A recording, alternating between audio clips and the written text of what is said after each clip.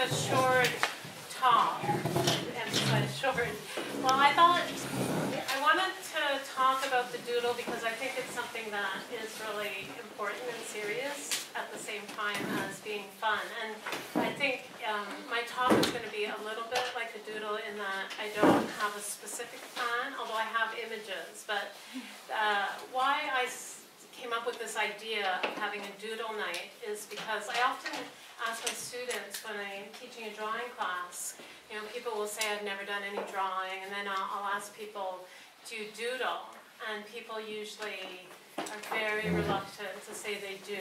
Or some people will, after a while, they'll come out with it and say, well, yeah, I do a little bit. And they're kind of ashamed of it. And I was interested in that, because I think, well, why would people be ashamed of it, right? But it's something we're not supposed to do. And I remember, not to give too many personal anecdotes, but there is one anecdote when I was in grade 1.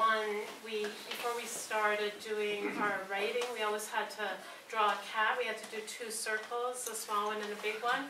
And I just thought it was so interesting, the different ways you could draw it. Like you can draw it like an 8, and I tried various samples. And the teacher was so mad. I had to stand in front of the class and put a ruler on my hands. And it just, and it was so, it's just, there's that thing, right? That was my first public doodle. So I understand that idea that you're not supposed to do it. But one of the things that I really talk a lot about when I teach is that everyone has their own natural mark. Like they just make a mark, and even if they're not aware of it.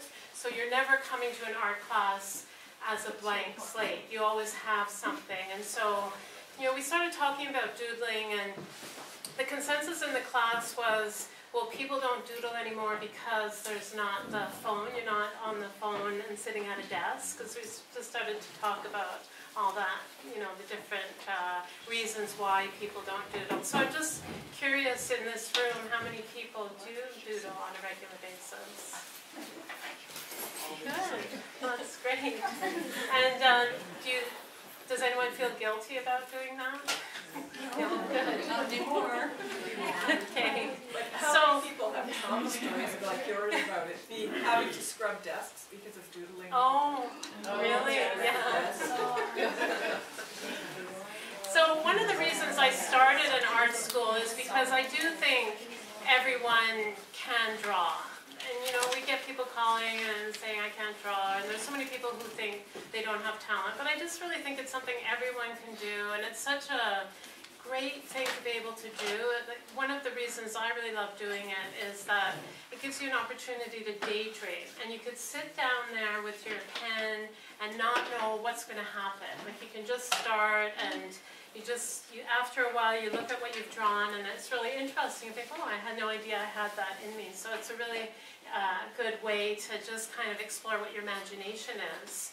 So what I'd like to do is just show you some images. It's a real quick crash course in 20th century art, and how different artists have been, you know, influenced, or how they use the doodle. Because one of the things that I really like to talk about is how art is part of life. It's not a separate thing. And so how throughout art, artists have used the doodle. And then I have a few short videos on doodling, like some examples of someone doing doodling in math class. And there's an excellent TED Talk. I don't know if anyone saw the TED Talk on doodling, but it's really good. This woman is doing all this kind of scientific studies on how it actually helps people improve your cognitive abilities to doodle. So I'd like to just show you. Okay, so this is Kandinsky. Some of you may know him. So Kandinsky was working at the beginning of this century,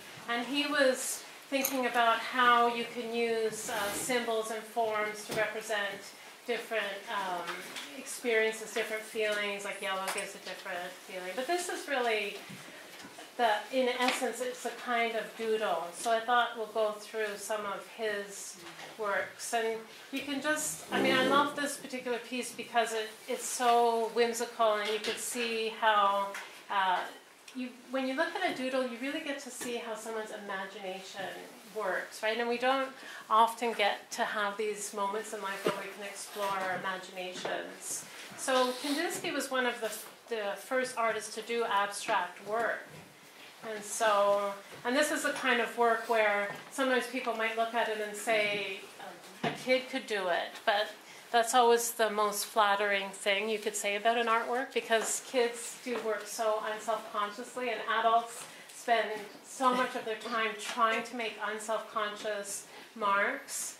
So you can see he's just really exploring the imagination and creating this new world. So every one of us who looks at this has a different kind of experience. And this is Paul Klee. He did a lot of really small scale work, but I mean, so many people when they doodle, they make arrows and rectangles, and so here's a chance for you to see it in a particular context, in an art form, and to really, I mean, I'm showing you these to really encourage you to keep doing it, right, and invent new forms as you do. Like Paul Klee is a great artist to look at. I mean, he used to do this exercise. He taught at the Bauhaus, and he would do this exercise called Take the Line for a Walk, and probably a lot of you have done that in elementary school or high school, but he kind of set it up as a pedagogical exercise. What is the It's take for a line for a walk. So you just take a line and you go back and forth, and then you fill in all the shapes. And there's in the video there's some examples of how to do the doodling. So you could see Paul Klee would spend a lot of time preparing the surface underneath, like with different stains, and then he just let his imagination explore what the lines would do. And then some of you might have seen the Surrealist exhibition in Vancouver. I don't know if you have, but the Surrealists started to do something that was called automatic writing and automatic drawing. So they would just let their imagination make these lines, and their idea was that if they create these lines and shapes, anyone who's looking at them would be able to explore their subconscious, because they would create, like, we don't know exactly what's going on here, so you create your own narrative. So you can recognize some of these things, but he kind of makes them up as he goes along, and they're based, in this particular one, it's based on seeing things in the world, but also made up things. And that's another one of his drawings, doodles. I mean, I really think there's no difference. I mean, you look around some of the things in this room. So this is Andre Masson. He was one of the Surrealists as well, and this is an example of automatic writing, where they would just kind of, a group of artists would get together, not unlike what we're doing tonight, and just start making marks, and then they would look at them and think, well, what do these marks tell us? Because it is a kind of language, right? Like everyone who looks at this, I mean, just for example, what do you see in here? Anyone want to just name something? A horse. A horse? Woman dance. Starfish candle. Wind. Well, isn't that amazing? Goose, candle, wind, woman. One piece of work, right? And that's what the Surrealists are interested in. Like, everyone's going to bring their own information to the work. So this is still the same artist, and this is Gorky. So Gorky was working in the 40s. He really influenced a lot of the abstract expressionists. So when you look at Gorky's work, you have a feeling that you're looking at something that exists in reality, but you can't really name it. Like, it looks like it could be the interior of a room, or things, they look like maybe they're body parts. But he leaves it ambiguous enough that you impose your imagination. And then Mark Tobey, he's from the Washington State, Pacific Northwest, so he was very much involved with Zen, Buddhist kind of practice of brush marks, but they're this kind of what you might find in a doodle. So really kind of intense, repeated marks. Then Eva Hesse, some people might know her for her sculpture work, and if you've taken art history, she was a really prominent sculptor in the 60s, and she died fairly young at 38, but she has this whole series of drawings that not a lot of people have seen, and You know, when I look at drawings like this, it just makes me want to stop everything and do some drawings. Because it just seems like the possibilities are endless, like all the different patterns. And so I recommend you check out some of her work. Because these are just watercolor and pen. And then I really love graph paper. So she has a whole series of graph paper. It's such a simple thing. All she's done is take graph paper and put circles in it. But look at how it's kind of vibrating, and because it's a different pressure of the pencil. But it could be something so simple and yet really interesting to look at.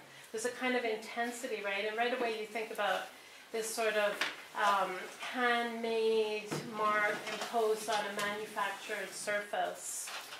And then Twombly, who died this year, he was really known for these kind of childlike drawings, and he would draw on a flat black surface that almost looked like blackboards.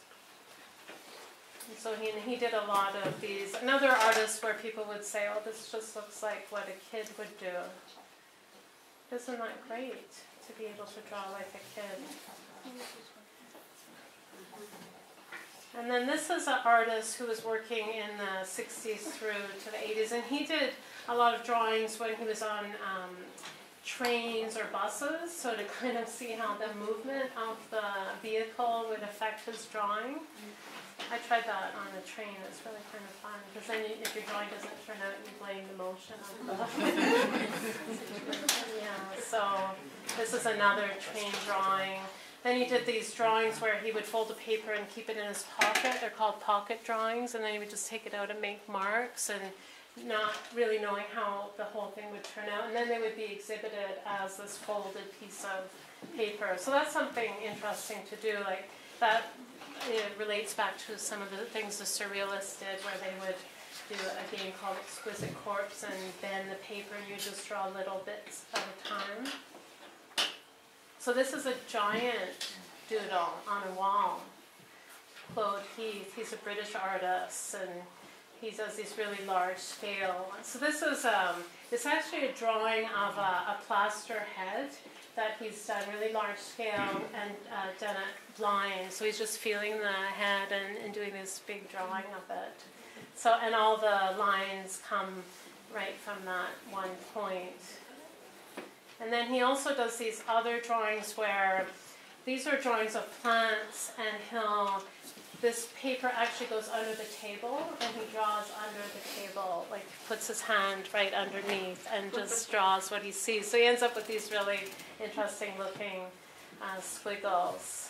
And this is Jean-Michel Basquiat. Some people might know of him as he really brought graffiti art to like the galleries as an art form. So, and this is, he's taken an advertisement and painted over it, taken away. And as I said, I'll put these images on the Sligo Gallery website if you'd like to refer back to them. But these are actually quite large paintings, but they're done in this sort of doodle-like way. Jonathan Lasker. So that black area is really thick paint. This one you could see some of the shadows of the paint. I'll take that out of there. And now we're getting to more contemporary artists who are using the concept of the doodle and just sort of inventing things as you go along. And that's the main theme of the doodle, is that you're working without a specific kind. I mean, this artist has a certain kind of aesthetic that he repeats, but he doesn't start out with a plan. You know, this is really kind of intense. There's all writing in it. It's a forest, and if you look closely, there's a lot of writing. So you can see with doodling, there's various amounts of commitment to it. And Julie Mehretu, some people might know her. These are paintings that are done in many layers, and she traces things and a little more than just a doodle. But these are some of her watercolors. And then Raymond Pettibon. So he does all kinds of work with text. So you could see a breath realized held for the next beat. Well, it was true in a way that his heart had coughed. I cannot breathe, it also said. So it's kind of a poetic way to work with, and then he's working with the collage. I just have, we're going to end with Sandra Cinto. So she works with white ink and black ink as well, and this one gives you that. So this is on a black surface with white ink. So it's a more pristine way of doodling. So those are just some samples. I know I've gone through them real quick, but I just wanted to give you a vast array of the way things are done. You can see some things are done very quickly and fast, and others are done slow and deliberate.